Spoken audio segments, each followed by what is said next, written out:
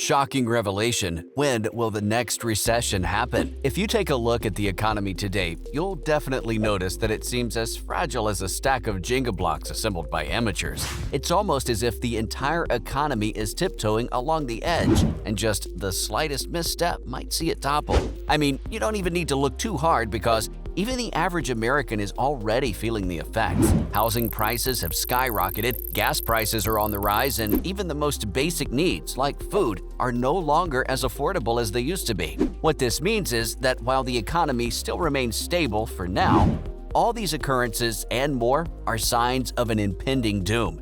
And, well, it may no longer be a question of whether there'll be a recession soon, but of how close we are to one. Are we already entering a recession? Is there hope for a soft landing? Or is it all a downhill slide from here? Well, hello and welcome back to your favorite financial channel. In today's video, we'll be looking at the possibilities of a recession in the near future and the extent to which it will affect individuals and the economy at large. But first, smash that like icon on your screen now and subscribe to the channel to stay updated on all of the latest happenings in the finance world. Now, let's get right in. So, are we at risk of an imminent recession? Well, the truth is that at the start of the year, there was an air of uncertainty regarding the economy, and many experts even went all out to predict an imminent recession before the end of the second quarter. But now, you'll agree that those were nothing more than absurd predictions, especially as the third quarter is already almost over and the economy is still holding strong. Nevertheless, interest rates remain pretty high, and that might just be an indication that the economy is not well and truly out of the woods. So while the second quarter of this year may have produced positive GDP growth, there's still the ever-present danger that a recession might be looming, and it may be a bad one at that. Now, the question on everybody's lips is that if indeed a recession is imminent, as the experts so assuredly predicted, why are we not in it yet? Well, you see, the answer is simple, and it's well-rounded in a term called the lag effect. And in case you don't know what that entails, I'll explain it to you here in 3 simple steps. The lag effect. The lag effect typically refers to the time it takes for an action to show significant effects. In this case, the lag time can refer to the period between when the yield curve inverts and when it starts to affect the economy. This means that while the effect of the ridiculously high interest rates on the economy may not be visible as of yet, it's still a real possibility, and this might even happen before the year runs out. Why do we get the lag effect?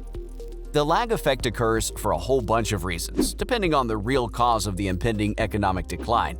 So, in this case, where the recession is being triggered by a rise in interest rates, here's why we think the lag is happening. Well, most people already have lots of liquid cash and money in the bank because they already borrowed when interest rates were still quite low.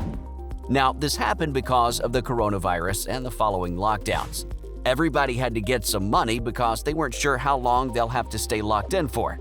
I mean, it was just a case of surviving the next days, weeks, months, or however long it took. Now, all that money is in the bank, and with the new increased interest rates, it seems that the money may be increasing rather than reducing. So the only people affected by the new interest rates, for now, are new borrowers.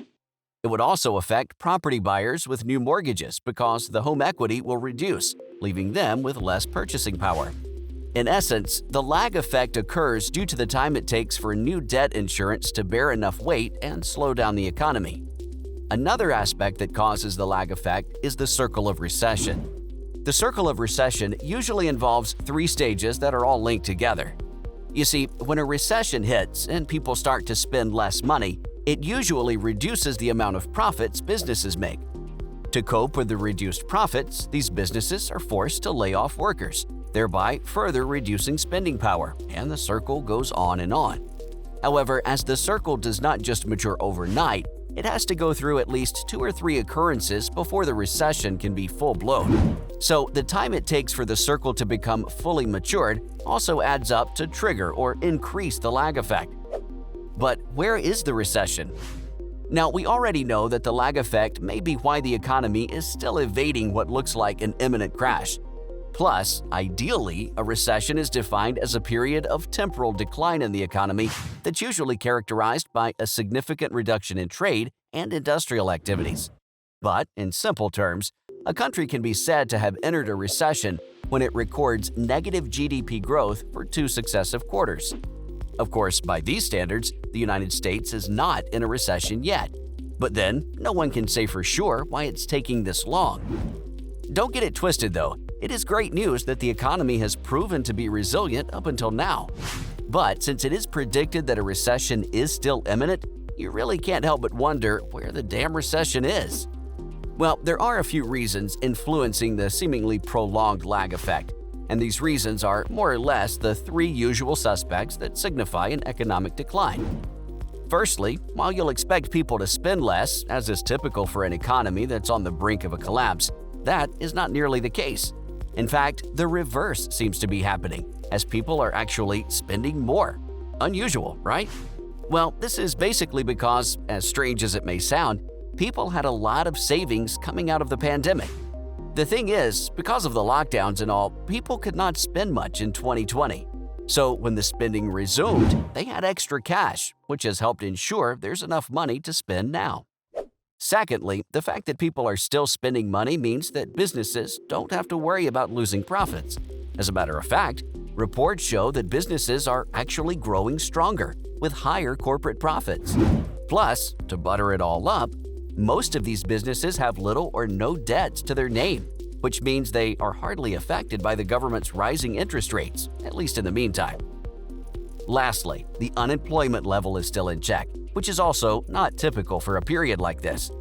However, the fact that businesses are still making profits means they don't have to lay off workers. Additionally, a wave of retiring baby boomers have left a lot of job openings, thereby ensuring there are sufficient jobs to keep unemployment at bay for now. Well, these 3 factors have combined to kick back against the threat of a recession despite the alarming government interest rates. This news is certainly enough to put a smile on your face and that of millions of people across the country, but then a celebration might be premature right now, as a substantial headwind is already building up. With people having less savings and accumulating more debts by the day, it's only left to be seen just how long the economy can hold off before eventually giving in.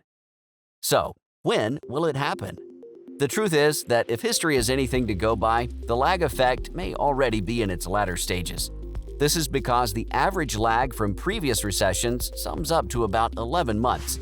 And since the recession was predicted to kick in since the first half of the year, the expected lag period has already started and might even be far spent by now. So what this means is that a recession is very close. And while it may still not materialize before the end of the year, it would most probably happen within the next 6 months. And there you have it, guys.